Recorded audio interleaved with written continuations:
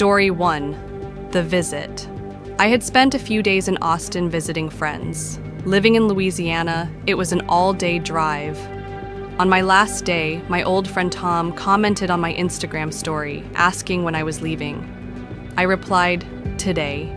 He told me he lived an hour outside of Austin, actually in the direction of home for me. I hadn't seen Tom in years. It would be nice to catch up. He suggested I stop by, and I thought, why not? I set my GPS for Tom's address, about an hour-and-a-half drive. Tom and I had been friends back in high school, but lost touch after graduation. We followed each other on social media, but hadn't really spoken in years. When I arrived, I noticed his house was a little old-fashioned. Not run down, just aged. The wooden porch creaked under my steps. When he opened the door, I caught the scent of old wood and something rustic, like an old cabin in the woods. Tom was very welcoming, giving me a big hug and pulling me inside. Some friendships stay pure, no matter how much time passes. The inside of the house matched the exterior's age. The furniture looked like it had been around since the 50s, and every step on the hardwood floors let out a small creak. It felt very Texas, charming in a way, like stepping back in time. We sat in his living room, catching up on life and drinking whiskey. Tom always was a whiskey guy. He'd always order a Jack and Coke at the bar. It was around 7 p.m. by this point. One drink turned into two, two into three, and before I knew it, I was pretty drunk. The warmth of the alcohol made the room feel smaller, cozier, but also heavier. Hours passed like minutes. Eventually, he dropped the question I knew he'd ask. "Hey man, you've got a long drive back. Why don't you crash here for the night?" He was right. I wasn't in any shape to be on the road. I agreed and asked if I could take the couch. He said, "Nah, I got a spare room. It's nothing fancy, but it's better than the couch." That was good enough for me. We ordered some Chinese food, and after a while, he led me down a short hallway to the spare bedroom. I didn't pay much attention to the room's interior because I was hammered. We both were. But I remember the air in the room was still, like it hadn't been used in a long time. I barely had time to register my surroundings before collapsing onto the bed, completely exhausted and drunk. Sometime in the middle of the night, I woke up. My mouth was dry, my head spinning, and the room was dark except for a sliver of moonlight sneaking in through the blinds. That's when I saw it. In the far corner of the room, on the closet door, something was hanging. At first, it looked like a long black trench coat on a coat rack. But as my eyes adjusted, the shape felt wrong. It had a broad upper portion, almost like shoulders, and the way it hung made it look less like fabric and more like a silhouette. Reddit +1 BTL editorial +1. My heart pounded in my chest.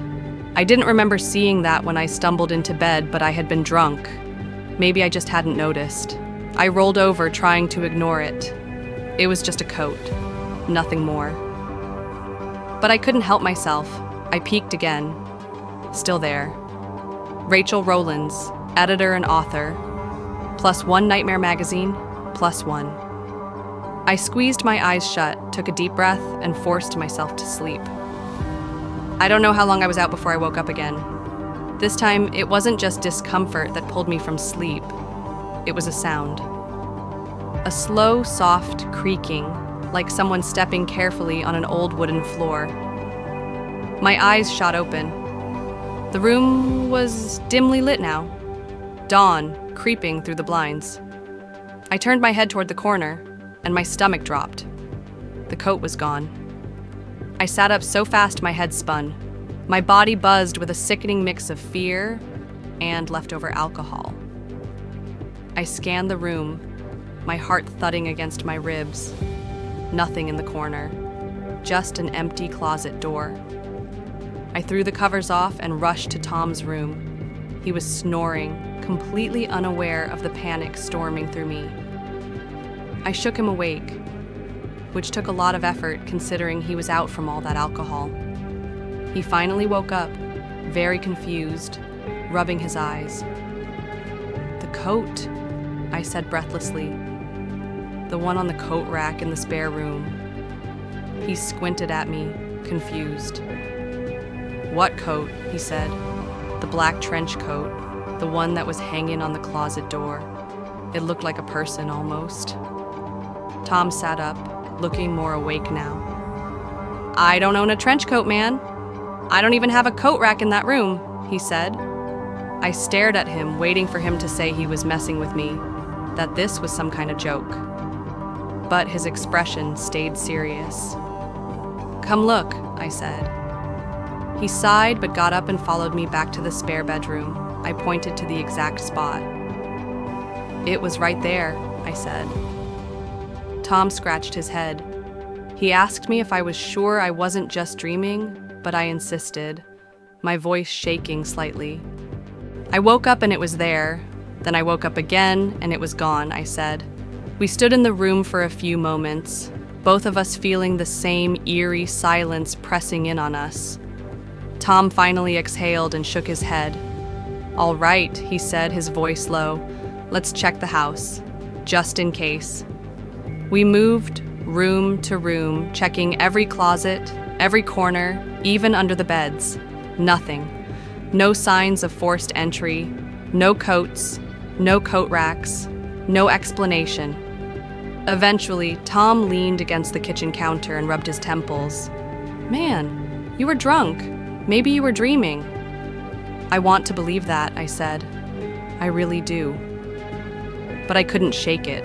The shape, the posture, the way it watched. The sun was fully up by then. I grabbed my stuff, said a rushed goodbye, and hit the road. I felt almost guilty leaving Tom alone in that house. The whole drive back to Louisiana, I couldn't stop replaying it. That moment. Waking up to that figure in the corner, coated in shadow, and the way it vanished before morning. Maybe it was a cruel prank. Maybe Tom was messing with me. But he never confessed, not even once. Or maybe, just maybe, there had been something in that room, watching me, and it left when it knew I'd seen it. Do you enjoy real-life tales of the paranormal? Then, give this video a like.